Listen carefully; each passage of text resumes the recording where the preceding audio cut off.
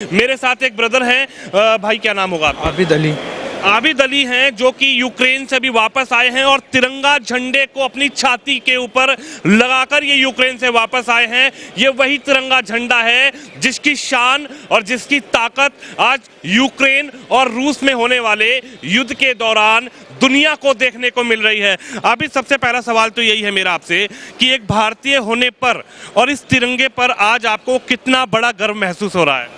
जब तिरंगा वहाँ भी जब हम लोग तिरंगा लेकर निकले थे तो गर्व तो बयान नहीं कर सकते। बहुत मतलब एक हिम्मत मिला इससे हम लोगों को कि ये लेकर चले। यही एक हम लोग की उम्मीद थी कि इसको लेकर के अगर हम लोग पैदल निकल रहे हैं वार के दौरान। हम मेरे हॉस्टल से और वहाँ पे ओक्जाल रेलवे स्टेशन तक तकरीबन 1.5 घंटे का सफ़र था। तो यही हम लोग की उम्मीद थी कि हम लोग बचेंगे तो इसी से बचेंगे, क्योंकि वहाँ पे हमारे खार्किव सिटी में जो हम लोग ओलेस्क्यूस्का में रहते थे तो रसियन आर्मी भी वहाँ पे अंदर आ गई थी और यूक्रेनियन तो थे ही। तो यही उम्मीद थी कि ताकि वहाँ पे हम लोग कोई आर्मी वाले कोई हार्म न पहुँचाए तिरंगा झंडा दे करके। तो हम लोग ले करके और उसके बाद से रेलवे स्टेशन निकल गए। 1.5 घंटे की सफ़र थी। फिर वहाँ पे हम लोग गए तो 4 घंटे बाद हम लोग को ट्रेन मिली लबीब के लिए। लबीब सिटी में हम लोग गए। उसके बाद से बाहर भूख लगी थी हम लोग बहुत, क्योंकि सुबह 6 बजे हम लोग हॉस्टल से निकले थे तो कुछ खाए हुए नहीं थे। 18 घंटा सफ़र की ट्रेन में हम लोग लबीब पहुँचे। लबीब पहुँचने के बाद से वहाँ पर तो सुकून मिला क्योंकि वो सेफ़ जोन था। फिर बाहर हम लोग दोस्त वगैरह सब थे, होटल में गए, खाना वगैरह खाए। उसके बाद से कैब किए तो कुछ हमारे दोस्त हंगरी बॉर्डर पे निकल गए, हम लोग पोलैंड बॉर्डर पे निकल गए, क्योंकि पोलैंड बॉर्डर वहाँ से 60 किलोमीटर थी लबीब सिटी से। फिर पोलैंड बॉर्डर पे हम लोग आए तो तकरीबन 6 घंटे बाद हम लोग पोलैंड के अंदर एंट्री किए। पोलैंड की जो आर्मी थी वहाँ पे जो पोलैंड में जो एम्बेसी वाले थे बस लेकर के खड़े थे पोलैंड में बॉर्डर के पास ही। पोलैंड की आर्मी हम लोग उनके हवाले की। उसके बाद से वहाँ की एम्बेसी वाले जो पोलैंड के थे हम लोग को होटल ले गए। 3 घंटे का सफ़र था रात में। तकरीबन 4 बजे रात को हम लोग होटल पहुँचे। वहाँ पे गए हम लोग, नाश्ता वगैरह मिला और आराम किए। हम लोग 2 दिन तक हम लोग पोलैंड होटल में थे। उसके बाद से पोलैंड से हम लोग यहाँ की जर्नी दिल्ली आ गए हम लोग। आबिद अली क्या कहेंगे आज? और सबसे बड़ी बात यह है कि वहाँ के हालात कैसे हैं? अगर मैं आपकी आंखों देखी जानना चाहूँ कि क्योंकि हम लोग भारत में हैं और वहाँ से जो लोग आ रहे हैं उसमें आप भी हैं, आंखों देखी क्या है, कैसी स्थिति है, कैसे हालात हैं? सर स्थिति तो इस टाइम तो और ज़्यादा ख़राब हो चुकी है। जब हम लोग 5 दिन तक थे तो खैर उस वक्त तो हालात सही था। जब रेड जोन एरिया में हमारे खार्किव सिटी आ गया तो हम लोग सीनियर जो थे और बाकी वहाँ पे जो टीचर भी है अपने इंडियन वहाँ पे कुछ, तो बोले कि भाई अपनी जान बचाकर खुद भगो। और जिस कंसल्टेंसी के थ्रू हम लोग वहाँ पे गए थे, ड्रीम फ्लाई के थ्रू, उन्होंने खुद बोला कि यहाँ से भागना ही सही है और अपने रिस्क पे सब भगोगे। तो हम लोग अपने रिस्क पे वहाँ से भगे। क्या हालात हैं आपको लोग? क्या गोलीबारी जो हो रही है, जो बम ब्लास्ट हो रहे हैं, जो मिसाइल्स वगैरह जो गिराई जा रही है, मतलब उसके बारे में थोड़ा बताइए, कैसे हालात तो बहुत बुरी है। वहाँ पे जो भी ग्रोसरी की दुकानें थी, शॉप वगैरह बड़ी, जैसे वहाँ पे ATB सिल्पो नाम से दुकानें हैं बहुत बड़ी बड़ी। वहाँ पे हम लोग सब्जियाँ खाने की चीज़ें लेते थे। तो हम लोग जब ट्रेन में थे तभी हम लोग न्यूज़ मिली थी कि उस पर मिसाइल गिर गया है। काफ़ी सारे बिल्डिंगें मतलब टूट गया। हम लोग के हॉस्टल के बगल में काफ़ी मिसाइल गिरी है। जब हम 5 बंकर में थे, बंकर में हम लोग 5 दिन गुजारे हैं। उसके बाद से हम लोग वहाँ पर रिस्क लगे भगे। बंकर में थे तो कुछ वक्त तक हम नमाज़ पढ़ने के लिए अपने रूम में गए। विंडो के पास ही खड़े थे हम। उसके बाद से 3 मिसाइल गिरी। पहली मिसाइल गिरी तो हमने खुद अपने आंखों से देखा, अपने हॉस्टल ऊपर से गिरा है। मेरे हॉस्टल के तकरीबन 2 बिल्डिंग के पीछे अपोजिट तो पूरा आग टाइप गिरा। फिर दूसरी जब मिसाइल गिरी तो हम लोग रूम छोड़ करके नीचे बंकर में भगे। तो वो मंजर हम लोग मूवी में देखते थे, सब सीन देखते तो इंजॉय करते काफ़ी, बट हम लोग आंखों से देखे ना तो बहुत मतलब डरावना, बहुत ही भयानक मंजर था वो।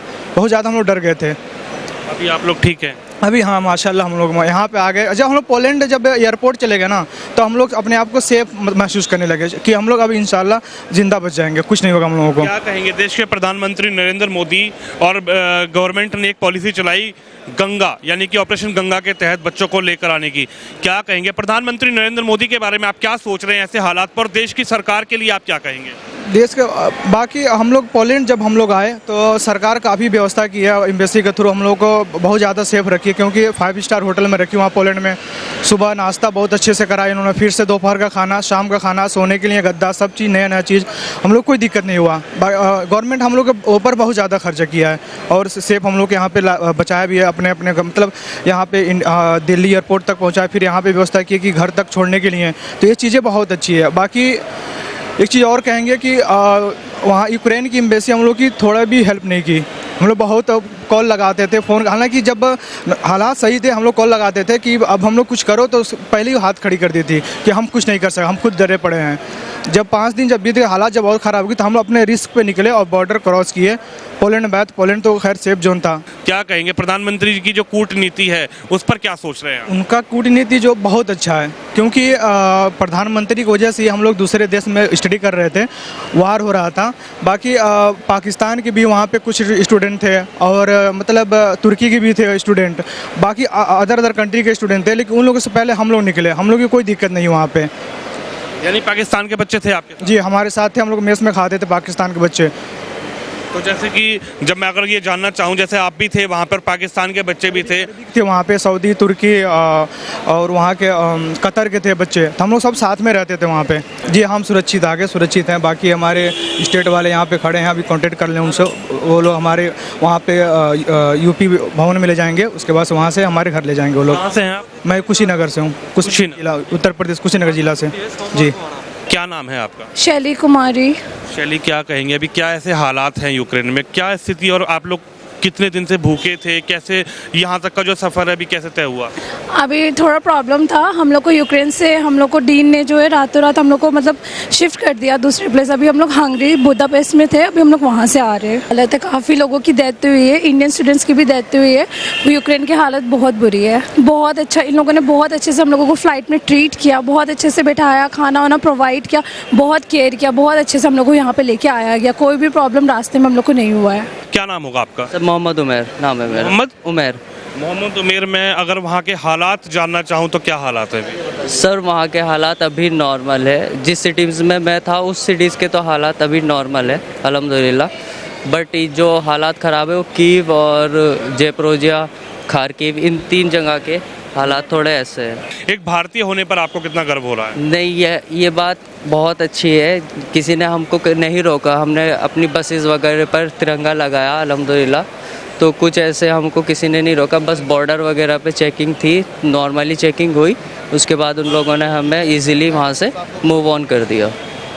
क्या करने गए थे आप, क्या स्टडी करने गए थे? मैं MBBS कर रहा हूँ वहाँ पर। MBBS कर जी, रहे थे। मेरा 4th ईयर है, 4th ईयर कंप्लीट हुआ है, मैं 5th ईयर का स्टूडेंट हूँ अब। सरकार अच्छा काम कर रही है अपनी तरीके से, लेकिन वहाँ की गवर्नमेंट भी बहुत अच्छा काम कर रही है। जो सारा अरेंजमेंट है वहाँ पे बॉर्डर के पास, वो सब वहीं की गवर्नमेंट का है। जैसे लाइक रोमानिया बॉर्डर हुआ, पोलैंड बॉर्डर हुआ, हंगरी बॉर्डर हुआ, तो वो वहीं की गवर्नमेंट हम लोगों के लिए बहुत अच्छी सुविधा, खाने से लेके वहाँ रहने वगैरह सारी चीज़ें वो ही प्रोवाइड कर रही है।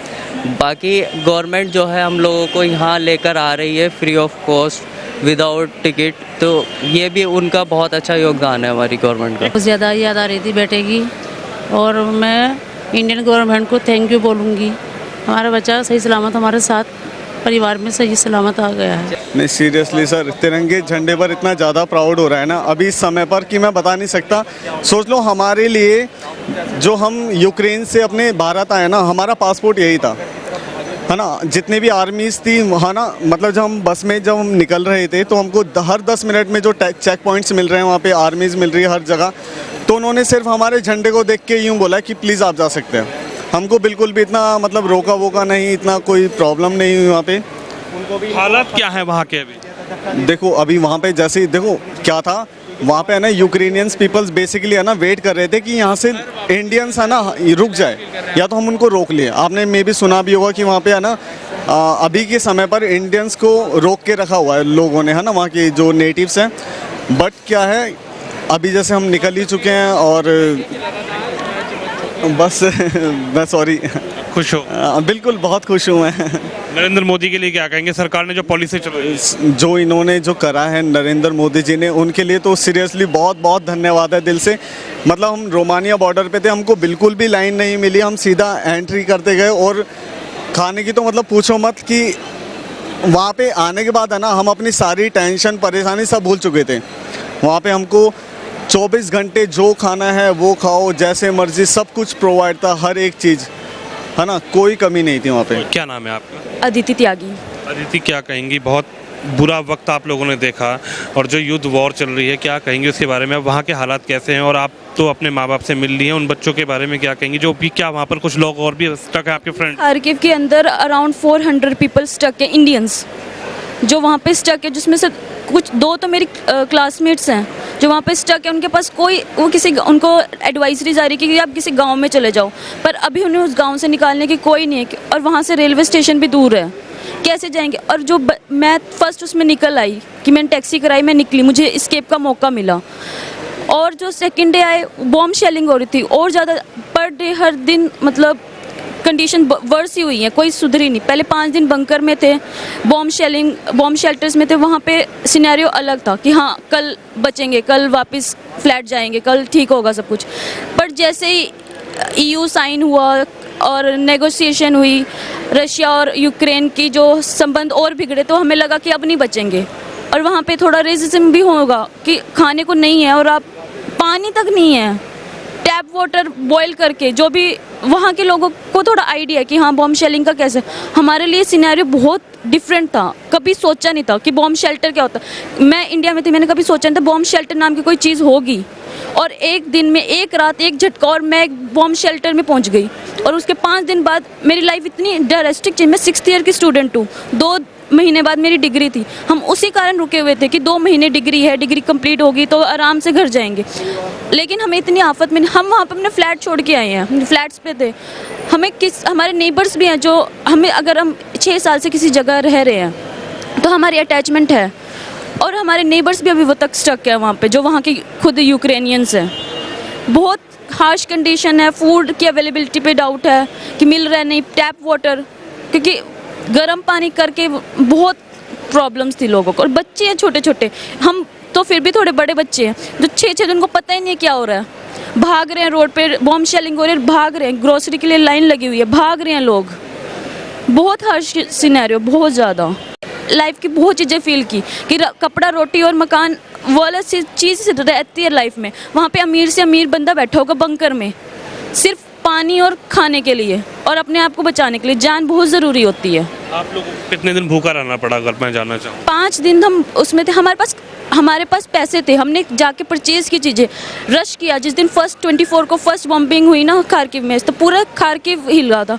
लोग ग्रोसरी स्टोर पे, नियर बाय ग्रोसरी स्टोर पे भाग गया। जब भाग रहे थे तब भी बॉम्ब शेलिंग हो रही थी। सबने अपना एडिबल्स ग्रैब किया और निकले वहाँ से। लेकिन जैसे जिसके पास पैसे हैं, किसी के पास पैसे नहीं है, प्राइस हाइक लेके भागे, किसी को कुछ मिला, किसी को नहीं मिला। और फिर 3 बजे ज़्यादा बॉम्ब शेलिंग हुई तो 3 बजे हम दोबारा से भागे बॉम्ब शेल्टर में। उस वक्त पता चला कि यहाँ से निकल भी पाएंगे नहीं। बॉम्ब शेल्टर कहाँ है?